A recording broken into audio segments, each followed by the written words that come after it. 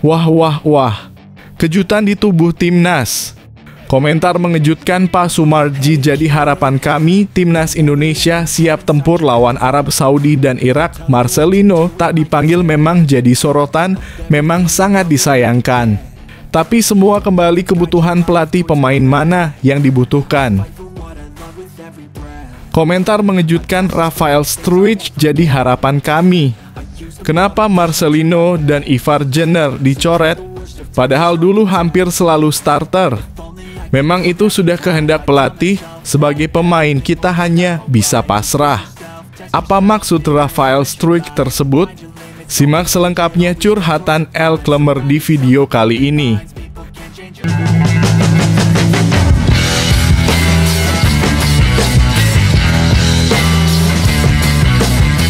Sebelum kita lanjut ke berita terlengkapnya, alangkah mulianya bagi kalian untuk tekan tombol like, dan yang belum subscribe, tolong subscribe channel ini. Wah wah wah, kejutan di tubuh timnas.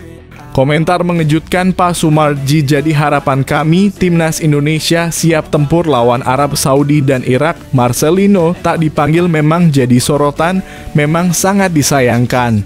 Tapi semua kembali kebutuhan pelatih, pemain mana yang dibutuhkan. Dalam suasana yang semakin memanas menjelang putaran keempat kualifikasi Piala Dunia 2026 zona Asia, publik dikejutkan dengan komentar mendalam dari tokoh penting di balik layar sepak bola Indonesia, Pak Sumarji. Dalam pernyataannya yang mendadak namun penuh makna, beliau memberikan gambaran singkat namun penting mengenai kondisi terkini timnas Indonesia senior serta berbagai isu krusial yang menyertai persiapannya. Salah satu sorotan utama dalam komentar tersebut adalah kesiapan tim jelang menghadapi dua lawan tangguh di grup D, Arab Saudi dan Irak. Dua negara ini dikenal memiliki sejarah panjang serta kekuatan sepak bola yang tidak bisa dianggap remeh. Oleh karena itu, segala aspek persiapan timnas Indonesia menjadi perhatian besar, baik oleh publik maupun para pengamat. Pelatih Patrick Kluivert sudah menyiapkan skema yang akan digunakan menghadapi Arab Saudi dan Irak. Ya, semoga berhasil dan sukses, ujar Pak Sumarji dengan nada penuh optimisme.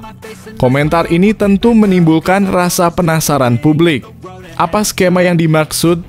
Apakah Kluivert akan menerapkan pendekatan menyerang yang agresif atau justru pendekatan pragmatis untuk meredam tekanan lawan?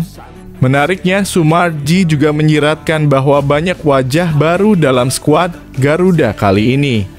Dengan demikian, tantangan terbesar bukan hanya menyusun strategi, tetapi juga membangun chemistry di antara para pemain. Semoga anak-anak timnas bisa memahami dan ada chemistry yang terbentuk karena banyak susunan pemain baru. Lanjutnya, hal ini menjadi penting mengingat membangun koneksi antar pemain dalam waktu singkat bukan perkara mudah. Adaptasi taktis dan komunikasi di lapangan sangat menentukan jalannya pertandingan, apalagi lawan yang dihadapi adalah tim-tim yang sudah mapan dengan gaya bermainnya masing-masing. Namun yang paling menarik dari pernyataan Pak Sumarji adalah komentarnya mengenai tidak dipanggilnya salah satu pemain muda andalan Indonesia, Marcelino Ferdinand. Pemain yang dikenal memiliki visi bermain yang baik dan kemampuan teknis tinggi itu secara mengejutkan tidak masuk dalam daftar panggilan pelatih Patrick Kluivert untuk putaran ini. Tentang Marcelino Ferdinand, itu keputusan tim pelatih. Saya harap Marcelino tetap bertekad kuat untuk timnas Indonesia, kata Sumarji. Meski ia berusaha tetap diplomatis, nada penyesalan tidak bisa disembunyikan. Sebenarnya saya juga menyayangkan Marcelino tak dipanggil, tapi semua pelatih yang tahu skema yang dibutuhkan dan pemain yang bagaimana. Pernyataan ini tentu membuka ruang diskusi lebih luas. Apakah keputusan ini murni karena pertimbangan taktis? Ataukah ada faktor non-teknis yang turut memengaruhi?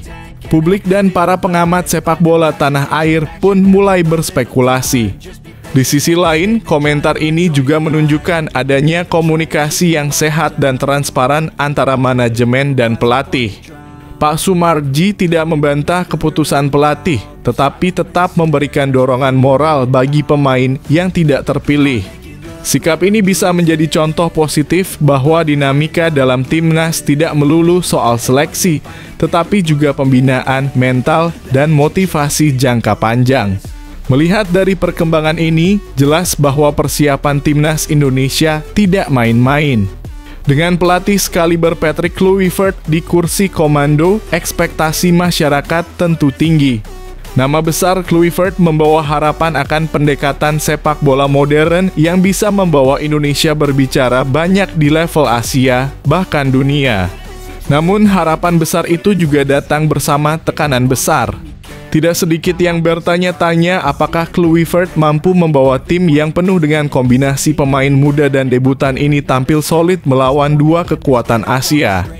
Disinilah letak tantangan terbesar, bukan hanya soal siapa yang bermain, tetapi bagaimana para pemain bisa menjalankan filosofi pelatih dalam pertandingan nyata. Chemistry, disiplin, dan semangat juang akan menjadi 3 kunci utama. Jika ketiganya bisa berjalan beriringan, bukan tidak mungkin kejutan besar bisa terjadi. Pertandingan melawan Arab Saudi dan Irak juga akan menjadi barometer sesungguhnya seberapa siap Indonesia bersaing di level tertinggi. Timnas tak bisa hanya mengandalkan semangat, tetapi harus memiliki struktur permainan yang kuat dan konsisten. Kita telah melihat bagaimana di bawah pelatih sebelumnya, performa tim mulai menanjak. Kini dengan Kluivert diharapkan ada peningkatan signifikan dari sisi taktik dan eksekusi di lapangan. Kembalinya sosok seperti Jordi Amat, Shaine Patinama, dan potensi debut pemain-pemain muda lainnya juga bisa menjadi senjata rahasia. Ditambah lagi dengan dukungan penuh dari PSSI dan publik yang tak pernah lelah memberi semangat, ini bisa menjadi momen kebangkitan timnas yang sesungguhnya. Akhir kata, pernyataan Pak Sumarji meski singkat telah memantik berbagai respons dan spekulasi. Ini menunjukkan betapa besar antusiasme publik terhadap timnas saat ini. Di tengah pro kontra soal pemilihan pemain, satu hal yang harus tetap dijaga adalah semangat persatuan dan dukungan untuk merah putih. Siapapun yang bermain, mereka adalah wakil bangsa di panggung internasional. Semoga persiapan yang dilakukan berjalan lancar dan hasil positif bisa diraih. Kita semua tentu ingin melihat Garuda terbang tinggi, melampaui batas-batas yang selama ini membelenggu.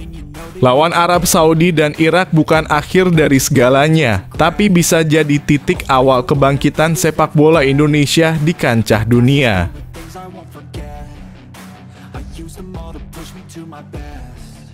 So treat the worst of times just like a test. If only I could go back in time, I'd tell myself that everything will end up alright. Just push yourself, test yourself, figure out what you like, and find your limits, don't be rigid, always work towards a prime. Surround yourself with open minds, people can change your life. A few friends with Komentar mengejutkan Rafael Struijk jadi harapan kami. Kenapa Marcelino dan Ivar Jenner dicoret? Padahal dulu hampir selalu starter. Memang itu sudah kehendak pelatih, sebagai pemain kita hanya bisa pasrah. Apa maksud Rafael Struijk tersebut? Simak selengkapnya curhatan El Klemmer di video kali ini. Kabar mengejutkan datang dari bintang muda keturunan Belanda, Rafael Struijk, yang belum lama ini memberikan komentar tajam dan jujur soal kondisi terkini timnas Indonesia. Komentarnya jadi sorotan apalagi karena menyangkut rekan-rekannya sesama pemain naturalisasi, yakni Marcelino Ferdinand dan Ivar Jenner yang secara tiba-tiba tidak masuk dalam daftar skuad terbaru. Struijk yang dikenal kalem dan jarang berbicara belak-belakan ke media, kali ini tampil berbeda. Dalam wawancara singkat yang viral di media sosial, ia menyampaikan keheranannya atas keputusan pencoretan beberapa nama yang selama ini nyaris selalu mengisi starting 11 timnas Indonesia di era pelatih sebelumnya, Shin Tae-yong. Ya, semua memang tergantung pelatih, ucap Struijk. Tapi yang saya sayangkan terutama Marcelino. Kenapa harus dicoret? Komentar itu sontak memicu reaksi dari netizen dan pecinta sepak bola tanah air. Pasalnya, Marcelino bukanlah pemain sembarangan. Ia sudah membuktikan kualitasnya bahkan sejak usia belia. Sosok gelandang yang berani, punya visi bermain yang tajam, dan tak takut menghadapi lawan sekelas negara-negara elite Asia, apalagi hanya tim dari level ASEAN. Marcelino itu kepercayaan dirinya sangat tinggi. Kalau dia sudah bawa bola, dia tidak peduli siapa lawannya, lanjut Struijk. Dia bisa jadi pembeda. Struijk menyinggung penampilan gemilang Marcelino saat Indonesia menghadapi Arab Saudi. Dalam laga tersebut, Marcelino berhasil mencetak 2 gol bukan dari penalti, tapi dari skema permainan terbuka yang memperlihatkan kualitas individu dan insting menyerangnya. Itu bukan hal mudah, apalagi melawan tim sekelas Arab Saudi yang penuh dengan pemain bertalenta dan pengalaman internasional. Lebih jauh lagi, Struijk menyoroti potensi chemistry yang luar biasa jika Marcelino diberi kesempatan bermain bersama oleh Romagny, penyerang naturalisasi baru yang mulai mencuri perhatian. Saat Marcelino duet sama oleh Romagny, itu bisa jadi kombinasi yang sangat menjanjikan. Mereka punya gaya main yang cocok, saling melengkapi, ungkapnya. Sementara itu, Ivar Jenner juga menjadi nama lain yang tak lagi terlihat dalam skuad terbaru. Pemain yang sebelumnya kerap diandalkan di lini tengah ini memang belum menampilkan performa terbaik secara konsisten. Namun bukan berarti ia tidak memiliki peran penting dalam dinamika permainan Garuda. Ketika dipasang bersama Tom Haye atau Marcelino, Ivar mampu menjadi jangkar yang menstabilkan tempo permainan.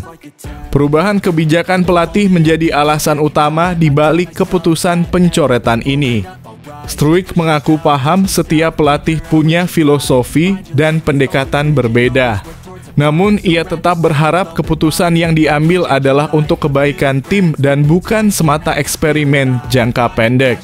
Ya, semua pelatih punya hak dan tanggung jawab.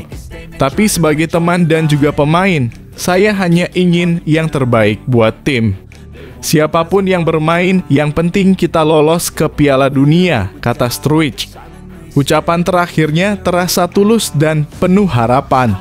Ia menegaskan bahwa tidak ada rasa iri atau kecewa berlebihan, hanya kekhawatiran melihat potensi-potensi besar yang justru tidak dimaksimalkan di momen-momen krusial.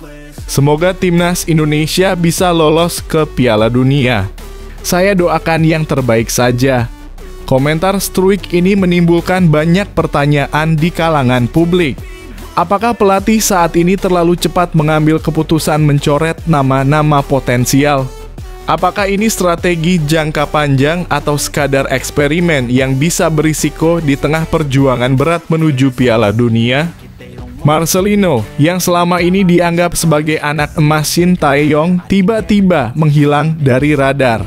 Padahal dari segi kontribusi, konsistensi, dan mentalitas bertanding, pemain muda yang kini berkarier di Eropa itu punya keunggulan yang jarang dimiliki pemain lokal lainnya. Ia tidak gentar membawa bola bahkan ketika berhadapan dengan pemain-pemain top Asia. Hal ini terbukti dari caranya memegang kendali permainan dan menciptakan peluang-peluang penting di laga-laga berat. Netizen pun ramai-ramai memberi dukungan pada Struijk dan menyuarakan opini mereka di media sosial. Banyak yang berharap pelatih bisa lebih bijak dalam menyusun skuad, melihat siapa yang benar-benar punya mental petarung dan pengalaman internasional. Apalagi dalam laga-laga kualifikasi tidak ada ruang untuk coba-coba. Keberanian Struijk untuk bersuara seakan menjadi pembuka mata. Bahwa dalam tim bukan hanya kemampuan teknis yang penting, tapi juga chemistry, kepercayaan, dan kontinuitas. Ketika pemain seperti Marcelino dan Jenner tak diberi kepercayaan, itu bukan hanya soal individu yang dirugikan, tapi juga keseimbangan tim secara keseluruhan. Kini semua mata tertuju pada langkah selanjutnya timnas Indonesia. Apakah para pemain yang dicoret akan kembali dipanggil? Apakah pelatih akan mengubah pendekatan di tengah tekanan publik? Atau justru tetap pada jalur yang diyakininya, apapun risikonya? Yang jelas, komentar Rafael Struijk ini sudah terlanjur menjadi bahan perbincangan hangat. Ia telah menyuarakan sesuatu yang mungkin juga dirasakan oleh banyak pemain, tapi tidak semua berani mengatakannya. Waktu akan membuktikan apakah kekhawatiran Struijk terbukti atau justru menjadi dorongan positif bagi pelatih dan tim untuk bersatu, membenahi, dan melangkah lebih jauh.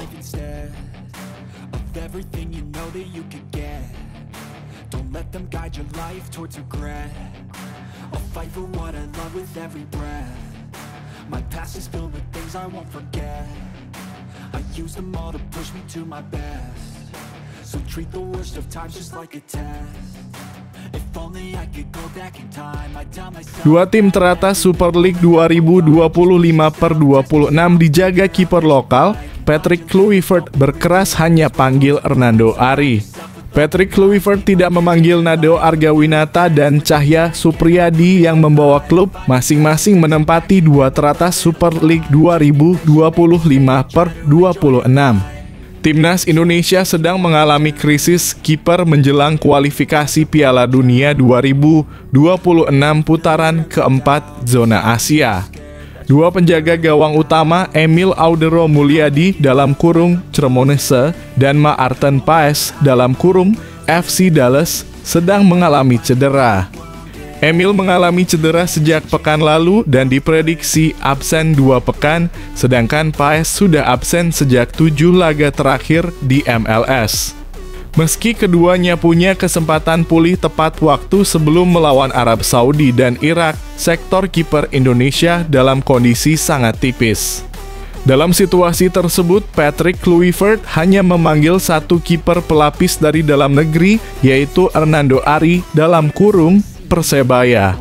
Hernando Ari saat ini membawa Persebaya menghuni peringkat 5 Super League 2025/26 dengan catatan 5 kali kebobolan dari 6 laga. Sebenarnya masih ada 2 kiper dengan performa lebih impresif di Super League, tetapi Kluivert enggan memanggil mereka. 2 kiper tersebut yaitu Nadeo Argawinata dalam kurung Borneo FC dan Cahya Supriyadi dalam kurung PSIM Jogja. Nadeo sedang membawa Borneo FC memuncaki klasemen dengan capaian sapu bersih 6 pertandingan. Nadeo pun hanya 3 kali kebobolan serta mencatatkan 3 celaan set melawan Bayangkara FC, PSBS Biak, dan Persis Solo. Mengingat sosok 28 tahun itu juga menjabat kapten tim, Nadeo bisa dikatakan sedang berada dalam puncak performa kariernya. Nadeo tampil luar biasa hasil dari kerja kerasnya, ujar pelatih Fabio Lefundes. Walaupun dia tidak dipanggil timnas, saya tidak bisa komentar. Tapi bagus juga karena dia bisa terus ikut latihan dengan kita, tandasnya. Adapun Cahya merupakan kiper utama timnas U-Strip 23 Indonesia yang tampil baik di kualifikasi Piala Asia U-Strip 23 2026 lalu. Ia meneruskan performa baiknya bersama PSIM Jogja yang kini menghuni peringkat 2 Super League setelah 7 pertandingan. Pada laga terakhir PSIM kontra PSM Makassar, pemuda 22 tahun itu mencatatkan 5 save. Jika Emil dan Paes ternyata tak pulih sebelum agenda timnas Indonesia, mungkinkah Kluivert memanggil 2 kiper terbaik Super League? Hey kid, don't ever let them get inside your head. They'll tell you what to do in life instead of everything you know that you could get. Don't let them guide your life towards regret. I'll fight for what I love with every breath. My past is filled with things I won't forget. I use them all to push me to my best. So treat the worst of times just like a test. If only I could go back in time, I'd tell myself that everything will end up alright. Just push yourself, test yourself, figure out what you like, and find your limits, don't be rigid, always work towards a prime. Surround yourself with open minds, people can change your life. A few friends with intent can help you feel alive. Find a passion, take some action, and with a little time, just be patient, make a statement, try to enjoy your life. They'll try to kick you while you're down. They wanna rise up while you drown. Curhat Tijjani Reijnders, Milan selalu di hati, tapi kini saatnya kejar mimpi terbaik di Manchester City. Gelandang timnas Belanda Tijjani Reijnders buka-bukaan soal kepindahannya dari AC Milan ke Manchester City musim panas lalu. Meski meninggalkan San Siro terasa berat secara emosional karena ikatan kuat dengan para penggemar, rekan satu tim, dan staf klub, Reijnders menganggap transfer ini sebagai langkah maju besar dalam kariernya. Dalam wawancara eksklusif bersama Milanews.it, pemain berusia 27 tahun itu menjelaskan bahwa tawaran dari City adalah kesempatan langka yang tak boleh disia-siakan. Ia menilai, dari sisi olahraga, Man City unggul jauh dengan pelatih Pep Guardiola dan deretan bintang dunia yang dimilikinya. Dominasi klub dalam beberapa tahun terakhir menjadi alasan utama keputusan profesionalnya. Saya punya banyak perasaan untuk Milan, tapi kereta emas tertentu hanya lewat sekali. Ungkap Reijnders menegaskan bahwa keputusan ini demi mengembangkan kariernya ke level lebih tinggi. Bagaimana menurut kamu? Apakah keputusan Tijani Reijnders sudah tepat? Apakah kamu juga pernah mengalami dilema berat dalam memilih langkah karier? Yuk, bagikan pendapatmu di kolom komentar.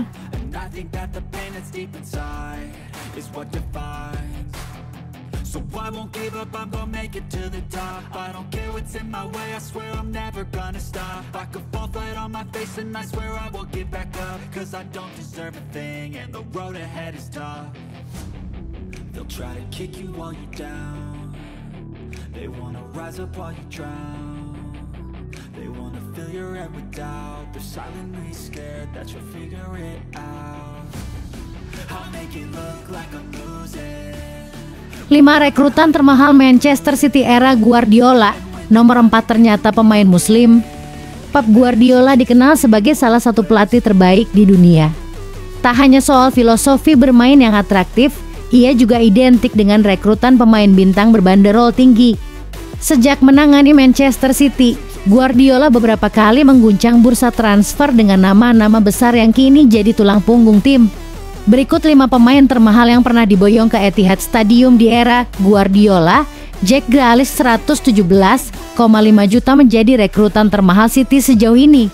Gelandang serang asal Inggris ini didatangkan dari Aston Villa pada musim panas 2021. Joško Gvardiol 90 juta bek muda Kroasia ini mencuri perhatian usai tampil impresif di Piala Dunia 2022. Ruben Dias 71,6 juta didatangkan dari Benfica. Dias langsung menjadi pilar utama pertahanan City sejak musim 2020/21. Omar Marmoush 70 juta transfer yang mengejutkan pada musim dingin 2024/25. Penyerang asal Mesir ini ternyata seorang muslim dan langsung menarik perhatian publik. Rodri 70 juta datang dari Atletico Madrid pada musim 2019/20. Rodri kini dikenal sebagai gelandang bertahan terbaik di dunia. Menurut kamu, siapa dari kelima pemain ini yang paling memberikan dampak besar bagi City? Yuk, tulis pendapatmu di kolom komentar.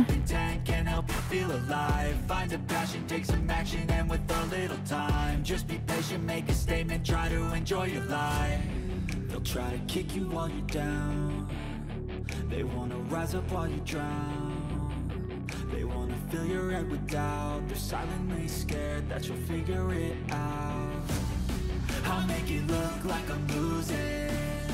Won't bother hiding my bruises. Prediksi AS Monaco versus Manchester City. Melangkah dengan percaya diri. Pastikan pemain Messi menang lagi dan lagi. AS Monaco dan Manchester City akan bertemu di matchday 2 League Phase Liga Champions 2025/2026. Pertandingan fase Liga UCL dalam kurung UEFA Champions League antara AS Monaco versus Manchester City ini digelar di Stade Louis. Pertandingannya dijadwalkan kick-off Kamis 2 Oktober 2025 jam 02.00 waktu Indonesia Barat, live streaming di video. City melangkah ke matchday kedua dengan percaya diri usai menumbangkan Napoli 2-0 di Etihad. Kemenangan itu menjadi modal berharga bagi skuad Josep Guardiola yang tengah menikmati tren positif meski masih menyimpan catatan minor di laga tandang Eropa. Erling Haaland kembali menjadi pembeda dengan gol pembuka. Dilanjutkan torehan Jeremy Doku yang memastikan 3 poin penuh. The Citizens memang jarang terjegal di fase awal Liga Champions. Terbukti hanya 3 kali kalah dalam 21 laga grup terakhir.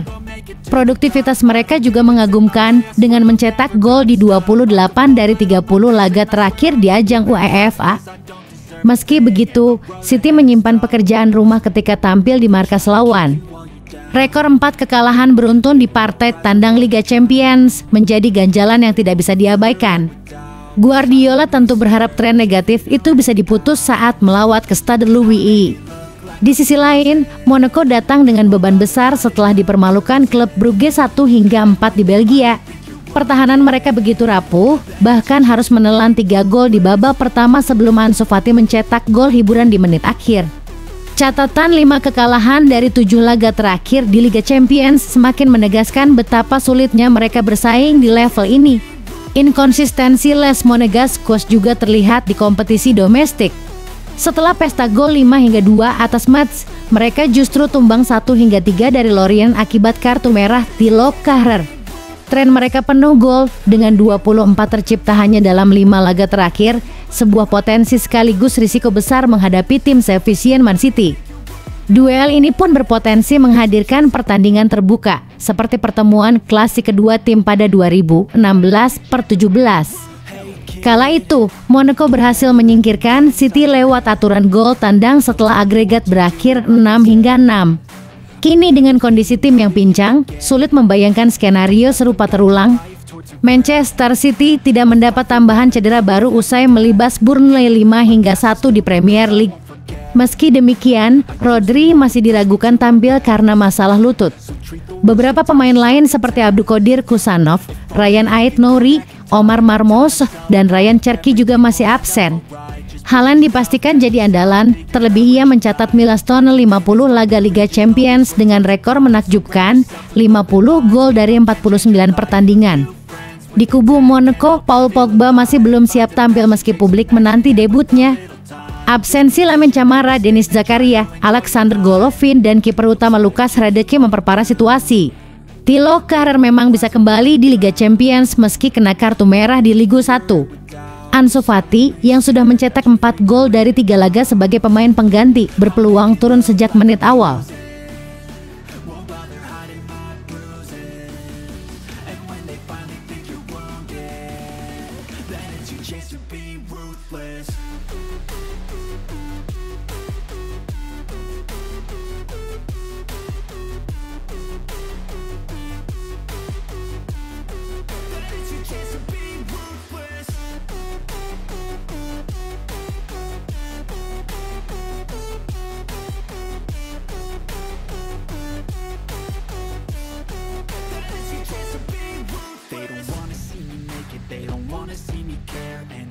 Make some progress, I can see that they compare. I think everyone's against me, maybe something in the air. Am I paranoid? I swear a void is forming and they're scared I walk a straight path. Not many can say that. I like to play fast, cross me and there's payback. You better pray that I don't see your face at any place that I go. I know you hate that. I've been doing fine, I'm not wasting any more time. I live for the fight and the climb. I think that the pain that's deep inside is what defines. So I won't give up, I'm gonna make it to the top. I don't care what's in my way, I swear I'm never gonna stop. I could fall flat on my Inkonsistensi sekarang jadi yang paling dibutuhkan selain Haaland. Jeremy Doku jadi pemain paling bersinar di Manchester City musim ini. Manchester City menampilkan wajah baru di awal musim 2025/2026, memunculkan berbagai pendapat. Sebagian melihat The Citizens mulai menemukan ritme untuk kembali ke puncak Premier League, namun tak sedikit yang menilai jalan mereka masih panjang untuk mengukuhkan status sebagai juara. Di tengah dinamika tersebut, perkembangan pesat Jeremy Doku jadi sorotan utama. Winger asal Belgia ini tampil gemilang dan berperan besar dalam kebangkitan tim asuhan Pep Guardiola. Dari 7 laga di semua kompetisi, Doku sudah mencatatkan 5 kontribusi gol. Ini mencerminkan peningkatan signifikan sejak kedatangannya ke Etihad Stadium. Guardiola pun mengubah taktik musim ini, memberi kebebasan lebih bagi penyerang untuk menembus pertahanan lawan. Dampaknya jelas terasa insting gol Haaland tajam kembali, dan Doku menjelma jadi ancaman mematikan. Musim ini pengambilan keputusannya jauh lebih matang, kata Guardiola, mengacu pada kontribusi Doku saat melawan Burnley. Musim lalu sempat inkonsisten, kini Doku tampil konsisten dan jadi kunci kebangkitan City. Bagaimana menurut Anda? Apakah Jeremy Doku layak disebut sebagai pemain terbaik City musim ini? Tulis pendapatmu di kolom komentar.